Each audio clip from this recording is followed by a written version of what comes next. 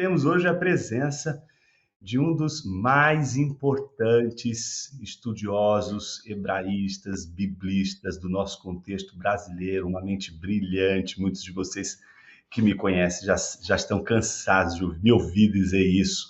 Tamanha minha profunda admiração pelo nosso convidado de hoje, que não é nada mais nada menos do que Luiz Saião. Seja muito bem-vindo, meu irmão. É uma alegria enorme receber você hoje aqui no nosso Clave 24. Professor Jonas, uma alegria muito grande da minha parte, quero agradecer a honra do convite, né, e fico, de fato, muito feliz por todas as palavras tão favoráveis e positivas, apesar de que não sei se eu estou tão feliz com você assim, depois a gente vai entrar nesse assunto, né, mas um abraço para todos os nossos queridos que estão em sintonia com esse projeto tão especial, né, e valioso aí, essa Academia da Virtude aí voltado para a leitura, né? Parabéns pela iniciativa. Muito obrigado, Sam. E olha, já aproveitando a deixa que o Saião, porque aqui é assim, né? A gente gosta de futebol. Então, o Saião, ele é impressionante porque assim, a gente vai conversando e é como se a gente estivesse jogando bola. Mas jogar bola hoje é uma coisa muito complicada, porque eu sou um palmeirense, vocês sabem disso. E o professor Luiz Saião é um santista. Pessoal, E os olha, palmeirenses agora, né, eles estão assim muito felizes, porque o Santos tem dado muita alegria, não, Saião? olha, a questão ali foi meio controvertida, né? Nós temos primeiro que discutir se houve virtude em tudo aquilo que aconteceu, né? E além disso, vamos lembrar que as coisas de Deus são dos humildes, né? Aqueles que estão numa posição segunda, né? Não são dos poderosos. Então a gente precisa ver aí e conversar teologicamente sobre esse tema tão relevante. E com essa abertura a gente já tem já o tom, minha gente. Esse é o tom da nossa conversa de hoje. E com isso eu também quero conversar um pouco sobre esse tema, sobre o tema da alteridade. Esse é o nosso tema hoje. Mas muita gente aqui não sabe quem é, nem não sabe nem quem é Martin Buber. Quem é Martin Buber, Saião? Então, Jonas, Buber é um filósofo judeu nascido na Áustria, né, em Viena. Ele nasce em 1878, no momento em que a cultura judaica europeia passa pelo chamado iluminismo, né? No ambiente, aquilo que foi o Aufklärung, o iluminismo alemão, chega naquilo que é chamado de Haskalah, né? Então, muitos judeus são introduzidos na cultura geral, especialmente nesse ambiente judaico-alemão, e é interessante porque ele teve uma criação assim no ambiente ortodoxo judaico, né? E em função de uma série de dificuldades e problemas familiares, ele mudou-se para a antiga Lemberg, que é atualmente Lviv, na Ucrânia, né, na época Império Austro-Húngaro. Eu tive até a oportunidade de passar em frente à casa dele. Eu falei, olha só, né, onde ele morou. E claro, ele, com seus estudos dentro dessa área de filosofia, ele foi, digamos, entrando para uma realidade que transcendesse não só o mundo ortodoxo e até mesmo o mundo judaico, assim, quanto comunidade que tinha pouca relação externa. E ele passa, então, a viver aí na Alemanha, né? Vai ser professor em Frankfurt, e o que vai acontecer, claro, a gente tem a história lamentável, né? O que acontece nesse momento com o surgimento do nacionalsocialismo, a questão do nazismo que toma conta da situação ali, e ele então acaba indo, né, para Jerusalém, vai na época ainda 1938, quando ele consegue sair e vai se tornar então, assim que é fundado o Estado de Israel, vai se tornar um austríaco israelense, como a gente diz, e passa a ser professor na Universidade Hebraica de Jerusalém, né? Buber, Jonas, é uma pessoa tão impressionante.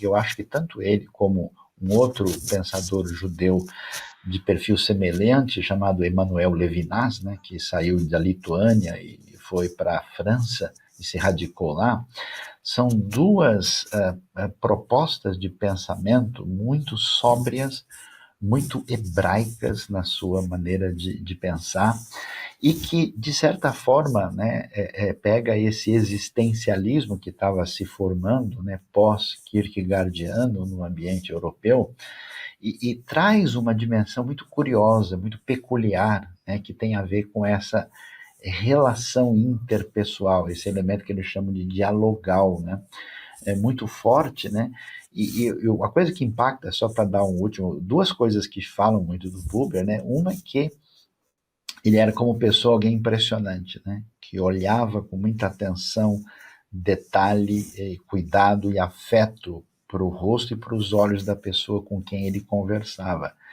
E o outro elemento fundamental é que depois de toda a catástrofe que aconteceu em função do nazismo, Buber foi um dos primeiros que abriu um caminho dizendo, olha, a gente precisa virar essa página e fazer com que alemães e judeus conversem e entrem numa relação de diálogo, de cura de feridas e de um caminho, né, adequado aí de relacionamento. Então, assim, com certeza, ele, eu diria, um pensador arguto, muito capaz, muito profundo e, ao mesmo tempo, muito sensível, né? E com essa base que, no fundo, tem a ver com os textos bíblicos e nem todo mundo percebe isso com clareza.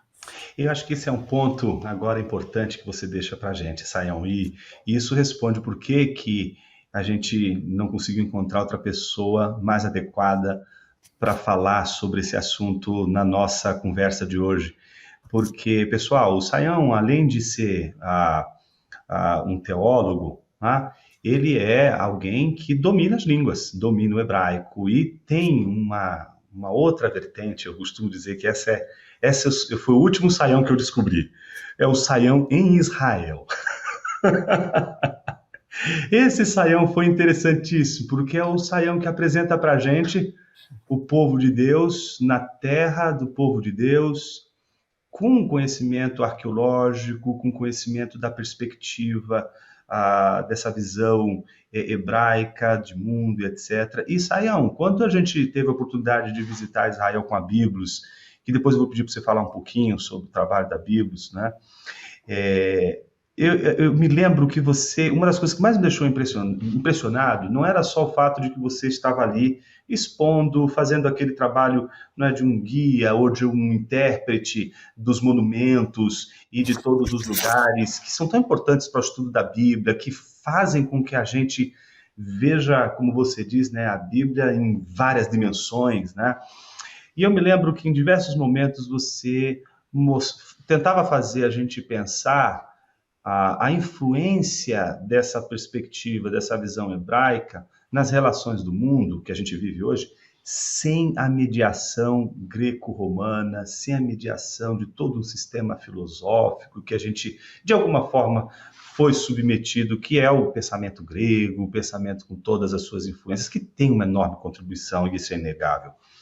Mas o tempo todo você chamava atenção para esse jeitão, né, desse universo hebraico, desse universo judaico, que traz uma outra maneira de enxergar a realidade, de enxergar o mundo. Você acha que o Buber, parte da filosofia dele é fruto deste movimento de alguma forma, não de desprezo pela cultura grega, mas de entendimento que parece que, em se tratando do outro, parece que a gente precisa mais do que uma filosofia de segunda ordem, filosofia que analisa os objetos. A gente precisaria de uma filosofia que analisa rostos. E parece que a Bíblia se preocupa tanto com o rosto, né? Até a bênção arônica, ela fala do rosto de Deus, né? O que você pode falar para a gente sobre essa influência hebraica na filosofia do Buber? Então, Jonas, olha, é um negócio tão impressionante porque a nossa tradição clássica, tanto metafísica e até mesmo com os seus desdobramentos aí das teorias de conhecimento europeias, né, elas fazem um corte muito baseado nessa relação de apreensão do objeto e na tentativa de descobrir a essência das coisas, né? E quando a gente pega o pensamento hebraico, né, além de rejeitar qualquer distinção dualista, você tem até como um desdobramento da ideia de que existe só um Deus, então toda a realidade tem que estar submetida ao sagrado. E essa relação de submissão ao sagrado, claro que ela nos permite algum tipo de conexão com o sagrado a partir do entendimento.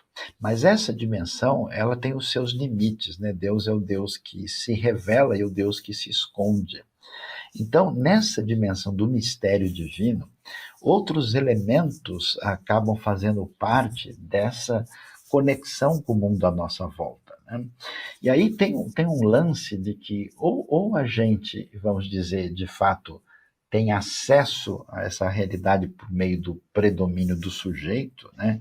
Ou a gente focaliza aí no objeto, ou existe uma interação extraordinária que caminha na direção do que a gente vem chamar de intersubjetividade, que é um dos destaques que aparece no pensamento do Buber. E aí ele bebe, né, dessa discussão existencial que está presente nesse ambiente europeu do final do século XIX, começo do século XX, só que aí entra essa questão hebraica, né, que tem dois elementos fundamentais. Um é a pertinência do concreto, porque quando a gente discute em filosofia, você tem um distanciamento, né, quase que uma elitização gnóstica, né, de tentativa de fazer referência com o discurso a respeito da realidade. Então, por exemplo, né, quando ele vai falar que a realidade, quando a gente se relaciona com o mundo à volta, e particularmente com o sagrado, não pode ser uma relação eu e isso, e que essa relação ela é a relação dialogal, né? Que ele fala muito do encontro, né? Entre eu e tu, que tem um significado existencial profundo e um significado transformador. Então, a relação que a gente tem, e é tão impressionante, porque ele vai falar que isso tem a ver com a criação e com a natureza. Ele vai falar que isso tem na relação com o próximo e particularmente com, né, a relação mais extraordinária, que é a relação com Deus, né? E aí, esse tipo de relação, ela é encantadora, ela é poderosa, inclusive ele chega ao ponto de dizer que às vezes não é que a gente a encontra, ela nos encontra. E é um negócio assim tão impressionante a maneira que ele... E aí ele vai falar que o grande problema da nossa relação com o mundo à volta, e até mesmo com o sagrado, passa pelo perigo da coisificação. E essa coisificação, que é a transformação tudo em objeto, eu comparo como uma espécie assim de toque de Midas perigoso. E nesse processo, o que acontece? E você sabe disso, você me conhece assim, até me conhece de Israel, né? Nessas coisas assim, eu sempre me impressionei muito, Jonas, e eu acho que você é uma exceção, porque eu considero você uma pessoa que tem mente e tem coração. Eu sempre me surpreendi muito como as pessoas podem tocar no sagrado sem se emocionar com isso, sem ser atingido por isso. Então, por exemplo, olha que coisa impressionante, você pega o Salmo, quando você pega o salmista dizendo, ele está convocando toda a criação, os seres para adorar a Deus, quer dizer, ele não vê a criação à sua volta como objeto, mas como participante da adoração, porque ele está encantado, ele está atingido por essa relação aprofundada, né? E aí eu aproveito para fazer uma ponte com o amigo, né, o próximo desse, o nosso amigo aí, lituano, né, que se estabeleceu, o Levinas, porque ele enfatiza muito uma coisa que chama atenção, quer dizer que antes de discutir a metafísica ou a ontologia, eu tenho diante de mim o rosto do outro. E nesse sentido ele diz, a ética precede a metafísica. Então, nesse aspecto, esse elemento dialogal, que significa a capacidade de ver o outro como um santuário, como a imagem de Deus que está diante de mim. Então isso leva a primeiro, que é uma coisa tão fundamental que hoje me assusta muito, que é o respeito profundo pelo outro. Segundo, com a capacidade de ouvir o outro. e de tentar perceber quais são as suas dores, as suas angústias, o seu elemento que, no fundo, se esconde por trás da superficialidade do contato primeiro, né? E me permite ter uma relação de real reciprocidade, e até o Buber vai falar que esse encontro extraordinário, nele habita o divino, né? Então, é um negócio... E aí, quando você vê, olha só, Deus não liberta o povo de Israel para simplesmente dar-lhes uma terra prometida. Deus lhes promete o deserto, que vai colocar, né, em evidência toda a sua fragilidade, necessidade de dependência, e Deus, quando vai atender isso, ele resolve o quê? Não só mandar uma lista de coisas a serem feitas, ele resolve habitar no meio do seu povo. E por que esse povo vai passar por isso? Para eles aprenderem a andar juntos, debaixo dessa relação profunda com o sagrado. Você tem um livro inteiro de salmos. Salmos é comunitário, está falando da congregação. O lugar onde Deus encontra com o seu povo mais profundamente é a tenda do encontro, o Hel Moed. Então, todo esse elemento relacional é extraordinário. E quando a gente vê Jesus, Jesus não é um guru, Jesus não é um filósofo no sentido tradicional da palavra.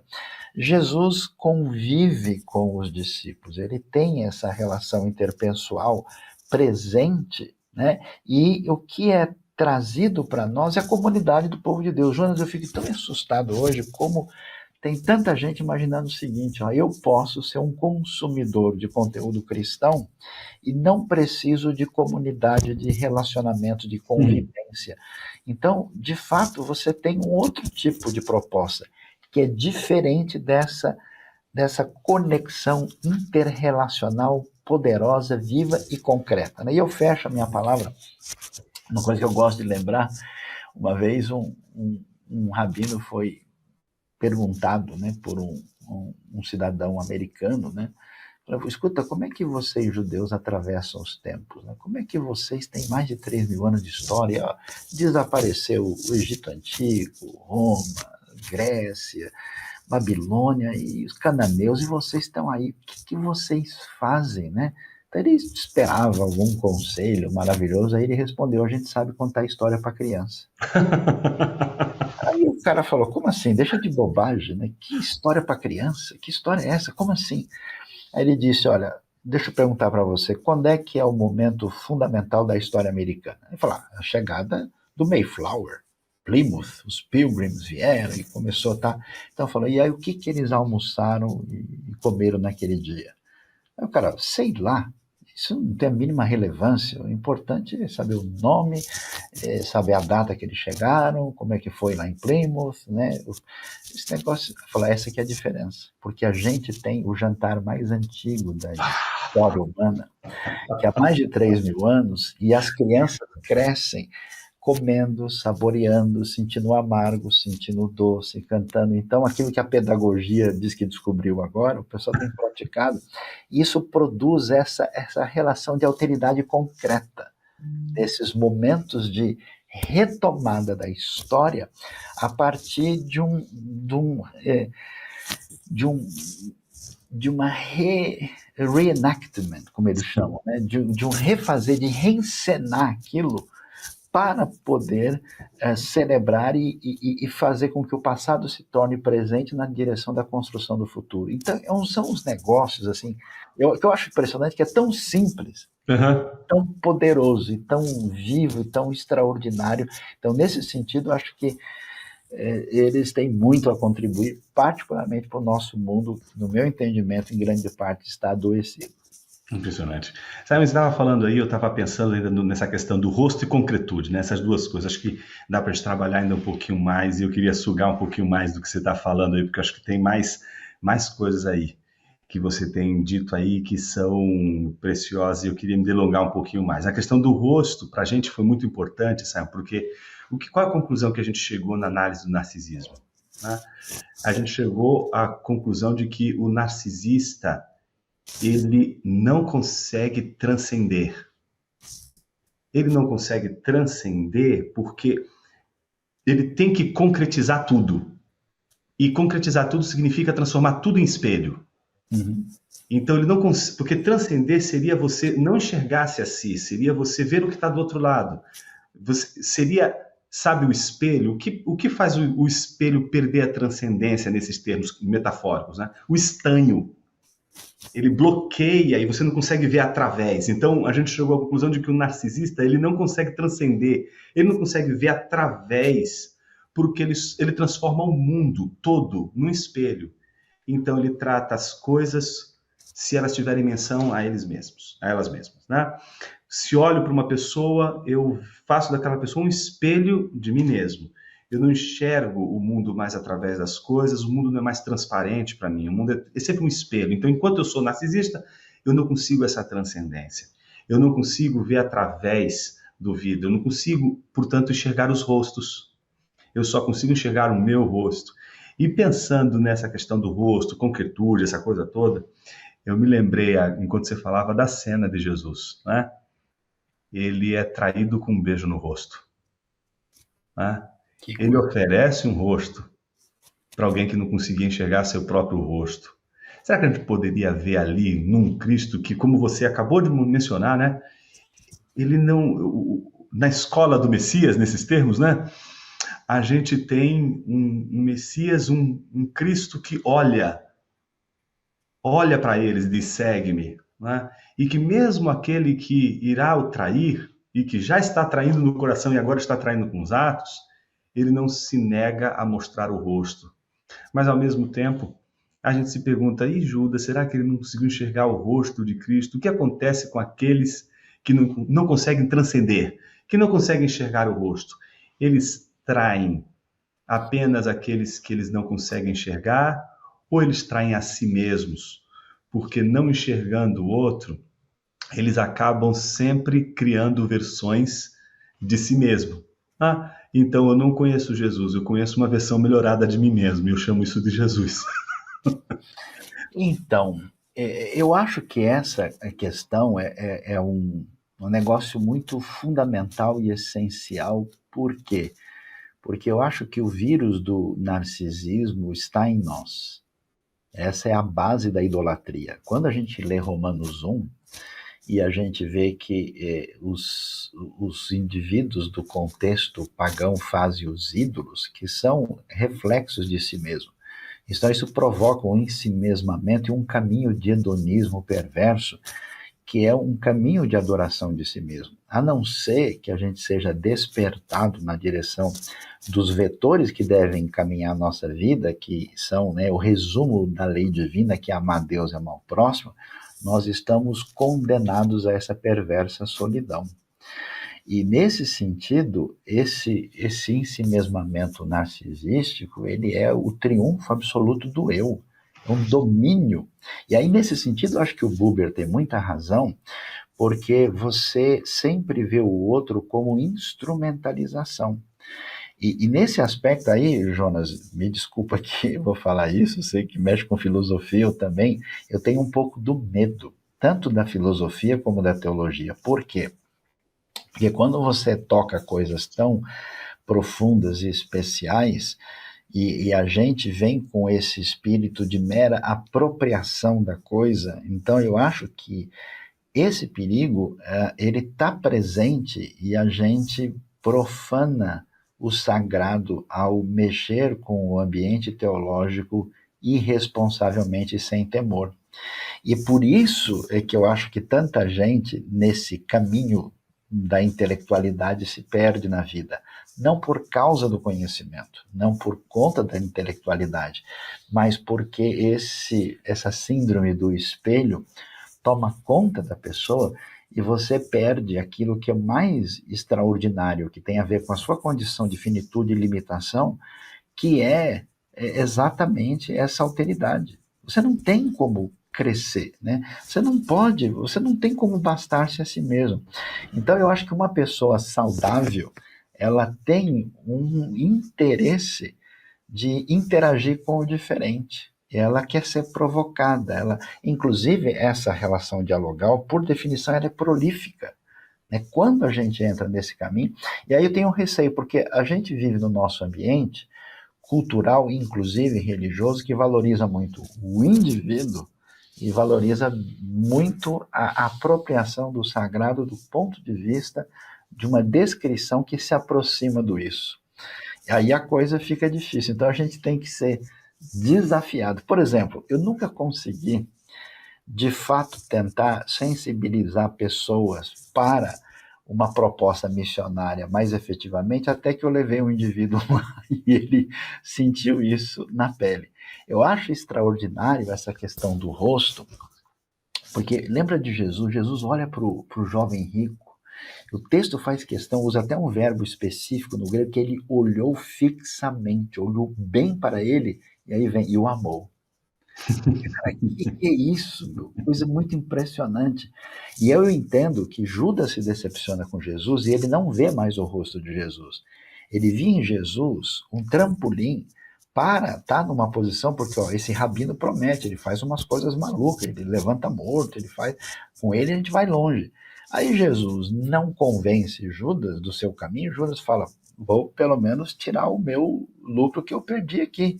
Então ele faz isso, ele vê no rosto de Jesus as moedas de prata. Ele vê o último lucro que ele podia ter do seu tempo, entre aspas, perdido. Então a gente deve olhar muito por isso, porque de fato eu acho que esse é um fator decisivo, né? O Martin Lloyd Jones dizia uma coisa interessante, quando você vai orar, né, e você deve entrar no quarto secreto, o mais difícil não é deixar os outros lá de fora, é deixar você mesmo, né? Você não falou, olha, que cara legal é esse que está orando aqui hoje, né? Então é um negócio muito valioso, né? Muito interessante. Sayão, nessa relação aí que a gente está travando entre, de um lado, o rosto, a gente também falou da concretude, mas a gente também está trabalhando aqui a questão do dialogismo, né? Algo dialógico, algo dialogal, você está colocando isso já umas 2, 3 ênfases, e a gente sabe que esse é um grande tema para o Buber, né? O ser dialógico, né? O ser, de alguma forma, que se abre para a presença do outro, né? E que, antes de ver o outro como uma coisa, com um isso, né? Um Ding, né? Ele não é um Ding an sich, né? Uma coisa em si, né?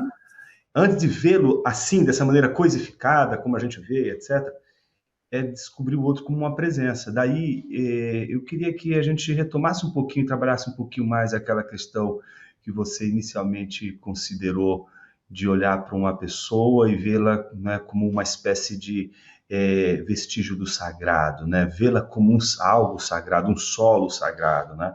Então, como que esse diálogo pode acontecer de uma maneira em que ele não seja aquele tipo de conversa protocolar, quando você tem duas crianças que estão brigando, vocês dizem, façam as pazes, e aí um tá ok, e ele de fato acontecer como algo interessante. E aqui a palavra interessante ela é forte mesmo, é de ter o interesse, né? O que pode causar em alguém que só se interessa pelas suas coisas, o interesse pelo outro, né? Ou seja, boa parte da nossa experiência, às vezes de igreja mesmo, né, Senhor? A gente fica muito interessado quando as coisas dizem respeito a nós mesmos.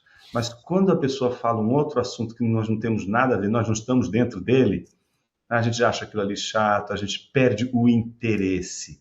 Esse sagrado interesse, esse diálogo, como que a gente pode estabelecer isso pensando que talvez isso seja também uma influência dessa visão bíblica que o Buber carrega, essas leituras da Bíblia que ele faz e que transparece na própria linguagem dele. Ele usa um vocabulário que tem o seu registro ali filosófico, mas a gente reconhece uma sintaxe bíblica ali, né? Como que a gente vê isso nessa perspectiva? Eu acho que essa questão ela é vital e eu, a princípio, não vejo muita facilidade ou possibilidade do ser humano se libertar dessa prisão onde ele se encontra. porque isso tem a ver com uma postura de autopreservação, uma tentativa, né, até de sobrevivência e de fazer-se prevalecer diante de tudo que está à nossa volta. Então, esses pensadores, vamos dizer, do contexto judaico extraordinários, eles estão interessantes, muito em sintonia com o pensamento evangélico, no sentido que eles, como eu disse, o Buber fala de você ser achado, né? Ser encontrado, né? Até me lembro de Heschel, por exemplo, falando de Deus em busca do homem. Porque essa é a proposta que a gente vê na própria escritura, né? Por exemplo, Israel não sai do Egito porque fez nada, foi porque chorou. Então Deus libertou. Depois Deus faz aliança e o povo então se responsabiliza diante de Deus de tê-lo como seu Deus. Então o despertamento para o outro começa com a descoberta da graça, porque a graça, quando nos alcança, ela deve quebrar essa nossa postura de centro do mundo, ela deve nos desentronizar e abrir o caminho para enxergar o próximo, para ver o outro. Então, assim, a graça, por definição, ela produz um encantamento. A gente enxerga a realidade. E aí o que acontece? O que é, na minha maneira de entender, o desvirtuamento da fé e o desvirtuamento da graça? É exatamente o ritualismo e o misticismo indevido. Por quê? Porque na falta de verdadeira espiritualidade, você acha um substituto frágil para isso. E nesse caso, o que o misticismo mágico faz? Ele sacraliza lugares, ele sacraliza objetos, ele sacraliza formas. E o que é sagrado? O sagrado é quem foi feito à imagem e semelhança de Deus. O sagrado está presente no grande templo que é o mundo. Então, assim, Jonas, quando eu encontrei a graça, ou melhor, quando eu fui encontrado por ela, a coisa mais interessante, eu tinha 12 anos de idade, eu gostava de ficar olhando para o céu e vendo os desenhos que Deus pintava. E eu achava aquilo simplesmente o máximo. Quando Jesus nos ensina a ter uma postura de exercício espiritual, ele manda olhar as aves do céu e os lírios do campo. Então, esse encantamento que vem da fé, que é libertador, ele quebra isso. Então, ele abre você no meu entendimento. E claro, e as pessoas, mesmo o Buber e outros, têm algum contato com a realidade das escrituras e isso mexe com eles, porque você tem um caminho todo até chegar à plenitude em Cristo. E aí, então, você começa a ver outro. Então, quer dizer, o ser humano, o indivíduo que está diante de mim, meu irmão em Cristo, ele é duplamente sagrado, porque ele é a imagem e semelhança de Deus e ele é nova criatura em Cristo. Então, quer dizer, diante do fato de eu, vamos dizer, anatematizar uma pessoa, romper com ela, isso deveria ser um problema gigantesco, né? A gente tem o costume evangélico, estamos felizes que estamos aqui na casa do Senhor. Hoje não é a casa do Senhor. A casa do Senhor são as pedras vivas que estão lá. Aquele edifício é um espaço dedicado às reuniões, mas não se entenda mal. Então, nesse aspecto, a provocação que nós precisamos ter diante do outro, ela é fundamental, né? E eu acho tão espetacular quando Moisés é tão trabalhado por Deus, qual é o desejo que ele tem? Eu queria ver o seu rosto. Ver o seu rosto. Esse face a face. Então, quando a gente está diante de uma pessoa que você ama e tem relação, você só pode observar, a conversa é olho no olho. A conversa ela é de outro perfil. E a gente fala, né? O Buber fala que existe uma tagarelice inútil quando a conversa não tem esse perfil, e ele fala que a gente tenta descobrir alguma coisa útil no meio do silêncio que passa entre essas palavras inúteis. Né? Aí é o universo do protocolar, né? É só fazer de conta, é só, né? Discurso de surdos, né, Sayão? Não, é doideira. Então, acho que a pessoa pode medir a si mesma, né? Por isso a gente é convidado para a comunidade. Na comunidade você tem aquela pessoa que, inclusive, incomoda você. E é tão importante que ela incomode para que os seus elementos inadequados se manifestem e você tenha como tratar com eles. Você tem Ótimo. como lidar. Por isso que Colossenses não diz para você fazer de qualquer maneira, suportar, né, quem você tem que suportar. Então, esse narcisismo religioso nosso, hoje é o seguinte, eu fui um pouquinho incomodado, acabou. Não, eu vou aqui, eu saio lá, tem gente que é o satélite de Cristo, beija-flor da fé, o cara fica rodando para tudo quanto é lugar e não para em lugar nenhum. Então é muito doido esse negócio, não pode, né? O Ministério Espiritual da Saúde adverte se pode fazer mal à sua vida, né? Não dá, né? Esse beija-flor vai ficar para a história. Sayão, eu acho que a gente está, assim, já pensando aqui em aterrissar aqui, porque o nosso horário já Claro, está caminhando aí. avançado. Eu queria, já caminhando aqui para uma conclusão, tá? Quer dizer, uma conclusão não, eu vou dizer uma penúltima palavra, deixa a última palavra para Deus, a gente fica com as penúltimas. Mas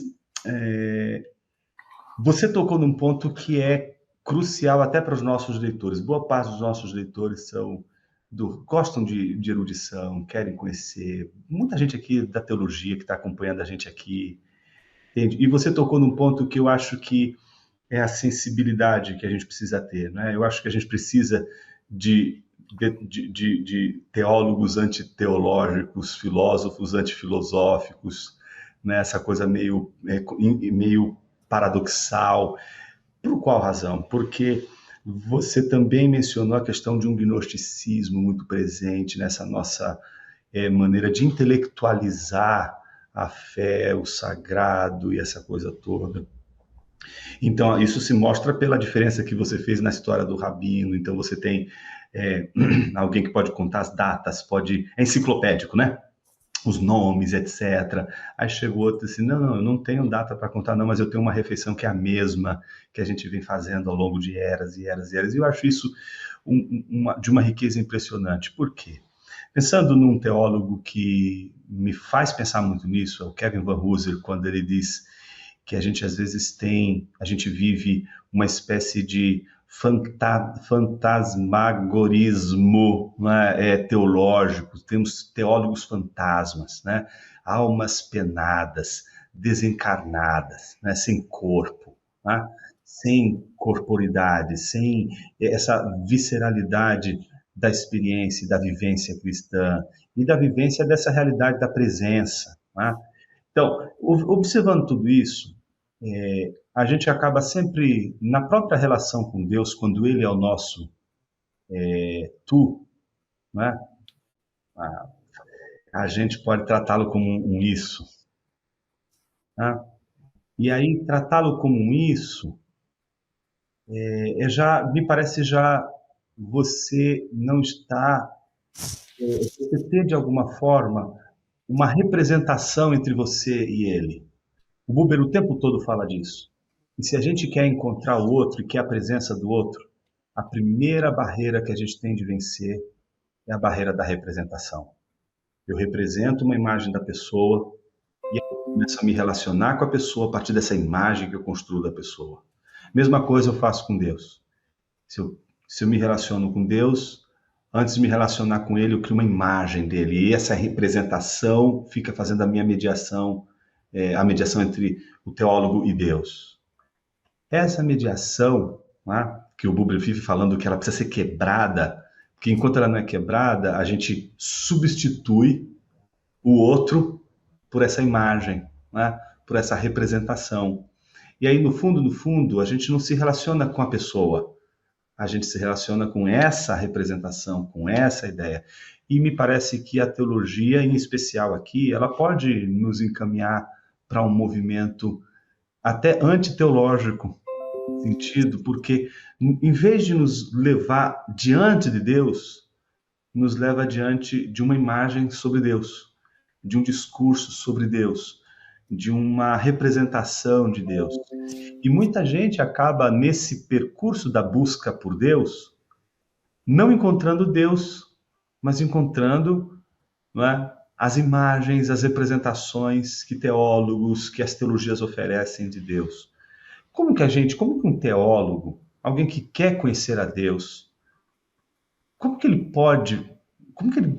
lida com essa tensão, porque ele não consegue não representar Deus, mas ao mesmo tempo ele precisa se relacionar com Deus. Tá? Como que ele lida com isso? Com o fato de que ele está diante de Deus, mas ao mesmo tempo ele tem uma representação de Deus, ele tem uma imagem de Deus, e se Deus se apresentar e não for conforme a imagem dele? E se ele achar que Deus é de um jeito e Deus for de outro? E você espera que Deus seja daquele jeito. Se você me obedecer, eu te abençoo. Se você me desobedecer, eu te amaldiçoo. E de repente você obedece e mesmo assim o mal chega na sua casa. Você desobedece e de repente nenhuma desgraça te acontece. Como que a gente lida com esse desencontro, ou aparente desencontro entre a realidade divina e as nossas representações de Deus? Como a gente pode ver o rosto de Deus, se é que é possível?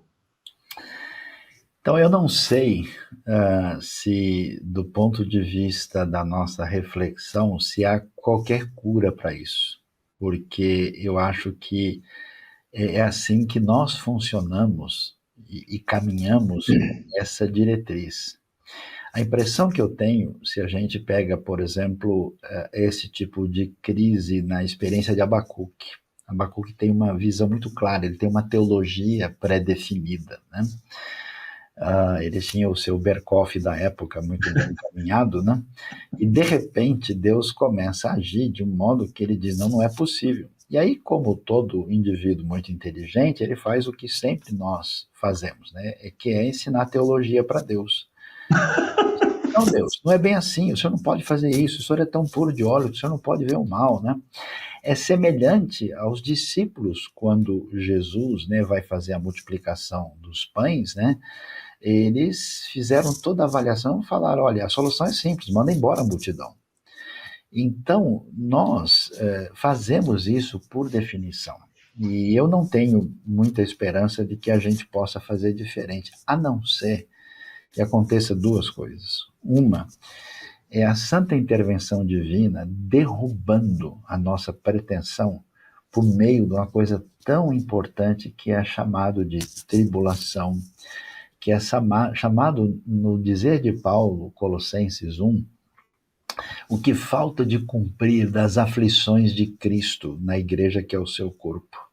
Então, acho que a bondade de Deus é que impede a nossa autodestruição idólatra. No sentido, assim, eu gosto de usar a expressão, né, que a gente vem correndo, Deus entra por trás, tira a bola, você grita, foi falta, Deus diz, não, fui na bola, tá tudo certo, não tem nada a ver. Não foi, não é uma jogada ilegal, você que não está entendendo direito. Então, nesse sentido, essa santa instabilidade divina é a salvaguarda da destruição daquilo que nós naturalmente criamos como ídolo. O Buber vai dizer um negócio interessante, que quando a gente tem esse encontro da presença, essa coisa que tem a ver com esse contato com o uno absoluto, que é mais ou menos uma presença do infinito que toma conta da realidade, você não tem, como é que eu diria assim, plano, você não tem uma espécie de previsão como se a coisa tivesse no seu controle. E quando a gente trabalha com a vida, e quando trabalha com a teologia, no fim a gente tem essa tendência de querer ter um domínio. Então, de algum modo, essa coisa da graça divina tem que nos alcançar de um modo que destrave esse senso de segurança problemático que não deixa a gente ter encantamento e celebrar de verdade. Porque quando você destrava por dentro, quer dizer, olha, eu tenho planejamento, eu tenho projeto, eu tenho ideia, eu quero chegar aqui, mas isso desvinculou do centro do meu coração de uma maneira que está submisso a uma realidade maior. Então, eu estou, desculpa a expressão aqui, singing in the rain, entendeu? Celebrando, porque tem um negócio diferente. O que eu acho doido, Jonas, isso aqui é uma coisa muito hebraica. Quando você lê os Salmos, a gente aprende, né, na nossa cabeça ocidental, fazer as conexões.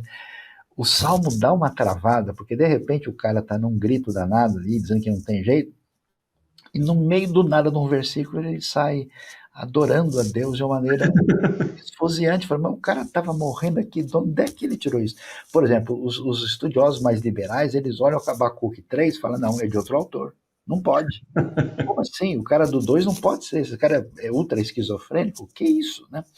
Então, eu tenho a impressão que essa libertação desse senso de domínio, de controle, né, e essa capacidade de celebração que produz uma cura interna que ajuda a gente a entender o conhecimento numa plenitude maior do que uma mera apreensão de uma abstração que parece dar conta do todo de uma maneira intelectualmente aprazível e significativa.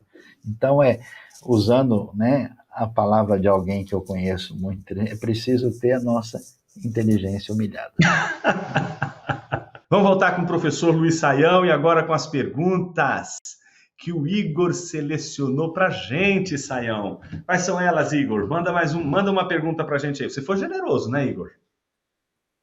Muito bem, muito bem. Então vamos lá. A pergunta primeira que o Igor mandou é da Débora Guimarães. Saião, como seria uma forma de pensamento, né, hebraica? Bom, isso daria muita coisa para a gente falar aqui, mas, em primeiro lugar, como a gente mencionou, é uma forma de pensamento que estabelece a unidade das relações. Você não tem um dualismo, uma departamentalização, até como decorrência de que Deus é um só. Um outro elemento fundamental é a relação entre as partes, que é muito mais ligada a uma espécie de dialética do que a um pensamento aristotélico, onde você tem, né, uma ideia de oposição. Por exemplo, para a gente entender como isso é muito claro, você não tem a ideia de que, por exemplo, a justiça e a santidade divina são uma oposição ao seu amor e à sua bondade, são um contraponto. E essas relações dialéticas estão muito presentes. Outra coisa curiosa e interessante é a prioridade do tempo. O mundo grego, né, valorizava muito a visão e o espaço. O mundo hebraico é o Shema Israel, ouve, ó Israel, e, portanto, a dimensão do tempo é fundamental. Deus, por exemplo, é um Deus que se manifesta por meio dos seus atos redentivos no eixo da história. O conceito de história no Ocidente é decorrência, né, daquilo que tem a ver com o pensamento profético e escatológico da Bíblia. Então, a importância do tempo como categoria principal de apreensão da realidade, por isso que os judeus dizem que o grande santuário maior que Deus construiu foi o próprio Shabat, que é o templo que ninguém pode levar, né? Então, o transcurso do tempo, nas palavras do Heschel, né, é a manifestação concreta da presença de Deus no mundo. Então, a categoria de história é um elemento fundamental. E, finalmente, eu posso destacar aqui, não dá para a gente delongar demais, né, sobre a importância do outro, dessa alteridade, da ética como referência fundamental, né, da construção da realidade, e esse pensamento que, porque o divino se manifesta de uma maneira a buscar o ser humano, você tem uma cultura de esperança por causa da ideia de restauração, de redenção. Os dramas humanos, eles não trazem um pensamento de perspectiva fatalista. Existe uma ideia de responsabilidade e o futuro sempre é promissor. Então, você pega o judeu cantando, por exemplo, no Ano Novo, ele vai dizer Bashanah Haba'a Nesheve al Mirpeset Venisport Sipurim Bodedor. O ano que vem, a gente vai ver os passarinhos voando, as uvas vermelhas, e aí o coro continua. Você vai ver quanta coisa boa vai acontecer no ano que vai nascer. Quer dizer, otimismo total. Aí você entende porque Israel se reinventa o tempo todo, por causa dessa ideia de esperança que vem da Bíblia. Muito bom. Próxima pergunta é do Fernando Oliveira. Pergunta importante, porque isso realmente é um ponto de concentração ali das exposições posteriormente que vamos fazer, né? Então, o racidismo, Saião, que teria muito influenciado Buber, seria uma fuga dessa teologia fria e alienante? Poderiam os professores falarem mais sobre esse movimento? E aí, Saião? Olha, na verdade, assim, na tradição judaica não tem bem uma teologia como a gente tem na tradição ocidental. Não tem bem esse tipo de construção. A gente tem, vamos dizer, um paradigma judaico que vem da Idade Média, baseado principalmente em Moshe ben Maimônides, né, que é um certo tipo de aristotelismo, mas por causa da configuração rabínica, do Talmud, a coisa ela se desenvolve de uma maneira um pouco diferente.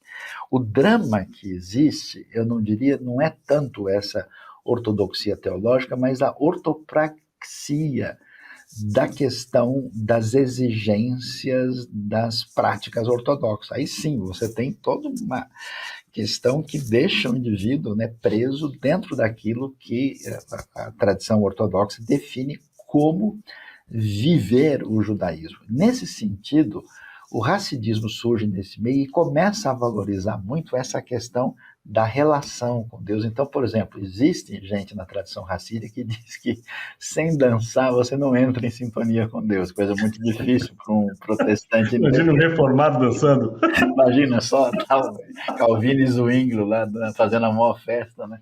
Não é o forte da galera, né? Então, por isso que você tem aquele negócio que você acha engraçado, você vê aqueles caras, né, fazendo aquelas músicas, tem umas músicas muito, assim, especialmente na tradição askenazita, né, muito expressivas, né? Então, existe sim uma busca de um elemento que envolva uma espiritualidade mais intensa, não só no racidismo, como outros movimentos semelhantes, né? Então, é verdade, eu acho que teve uma influência sobre ele, sim.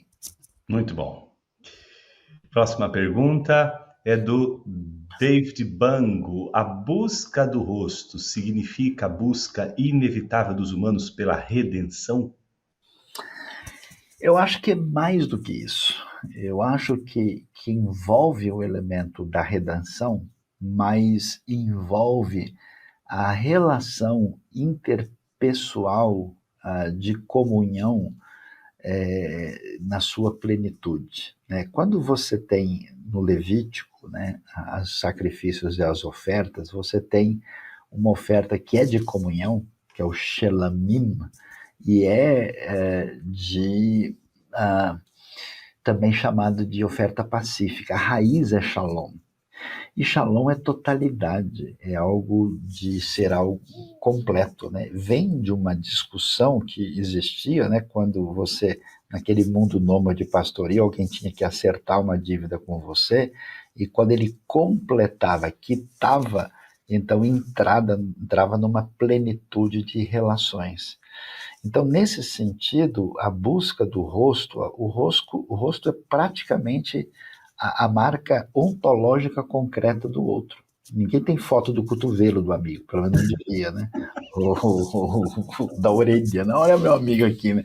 O rosto é essa marca de Muito bom, muito identificação. bom. Então, ela envolve isso, mas não é a redenção uma espécie de soteriologismo absoluto. Tem a ver com essa questão relação com Deus. Por isso que Moisés quer isso, e o bom hino antigo disse, mas primeiro que os irmãos, quando ali no céu chegar, meu Jesus é quem eu mais anseio ver. Né? Muito bom, excelente. Próxima pergunta, Igor. Essa é a pergunta do Robert Araújo. Ele diz: gostei muito da forma como o Saião colocou a importância da convivência, incluindo os incômodos que evidenciam limitações e nos trata. Poderia falar mais? E quando o outro trata... Deixa eu ver aqui a continuação, que eu não estou conseguindo ler. E quando o outro trata a gente, Saião, como um isso, como uma coisa. Dou uma bordoada no sujeito? Pois é difícil a gente estabelecer fórmulas assim fáceis para dizer como é que a gente lida com isso, né? E o que acontece?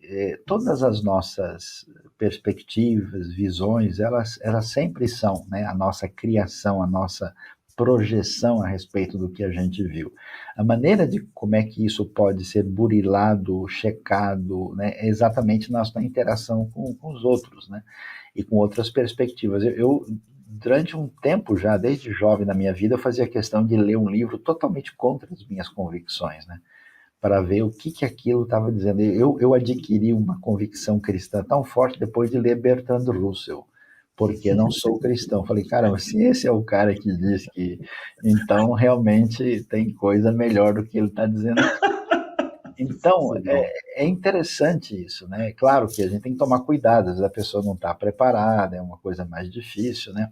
Mas é o seguinte, eu acho que o caminho, quando o outro trata a gente como isso, é tentar tratá-lo o máximo possível como tu, porque deixa o sujeito desconjuntado, né? Eu acho que isso está por trás de amar o inimigo, né? Aquele negócio de colocar brasa viva na sua cabeça. Então, o cara te dá uma pancada, a vontade é devolver com 3, né?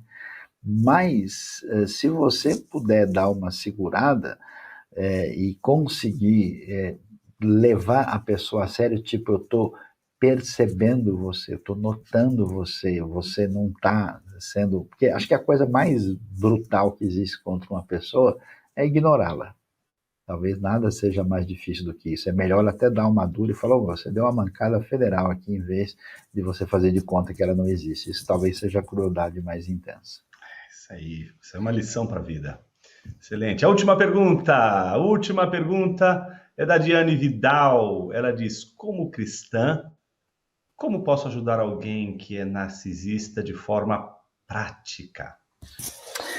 Eu acho que quando a gente está diante de uma pessoa de perfil narcisista e você se mostra da maneira mais possível liberta de perturbações, preocupações e ansiedades, isso, por definição, vai de alguma maneira mexer com a pessoa. E eu acho que o narcisismo nosso de cada dia, a gente pode minorá-lo convocando as pessoas para exercícios de alteridade.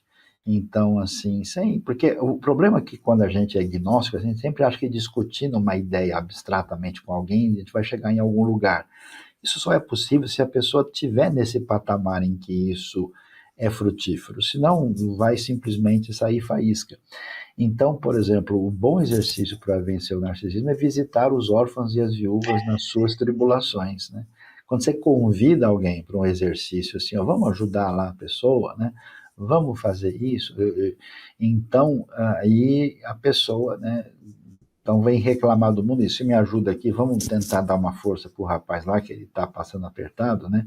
Então, eu acho que esse é o caminho. E é interessante essa questão de Tiago, né? Quando a gente vai visitar as viúvas nas suas tribulações, ela não tem como devolver nada, né? Você não tem como ter retorno. Então, aquilo que é feito sem o interesse em retorno pessoal é a marca maior na indicação de que existe um caminho além dessa autoproteção adoecida que é o narcisismo, tão presente, inclusive na cultura que o reforça nos nossos dias. Muito bom. Sayão, eu queria agradecer Prazer. imensamente a sua participação hoje no nosso clube de leitura. Eu queria aqui nessas suas palavras de despedida, né, dos nossos alunos e amigos que estão acompanhando essa conversa aqui, e você, nessa saudação final, né, respondesse a seguinte pergunta: por que é importante ler livros? Bom, eu quero agradecer o Jonas, né? Tive que lutar muito contra o meu narcisismo aqui por ele ser um palmeirense. Eu estou ainda engasgado com esse sofrimento, né? Então, quem sabe eu consiga vencer, né? Mas eu fico muito feliz, não só pelo Jonas ser uma pessoa tão, assim, capacitada, né, que se preparou tanto e que Deus tem abençoado, fazendo diferença na nossa realidade, que Deus continue, né, a atuar de maneira especial por meio da vida dele, e parabéns a todos que estão aí. E eu diria o seguinte, se quem não lê está condenado ao ensimesmamento, né? Quando você tem um livro no sentido de uma obra que contribui para a experiência humana na sua diversidade e amplitude, você abre, né, horizontes, você é desafiado, você realinha, você conversa com o passado, você é inserido no sentido mais profundo na história do mundo, da fé.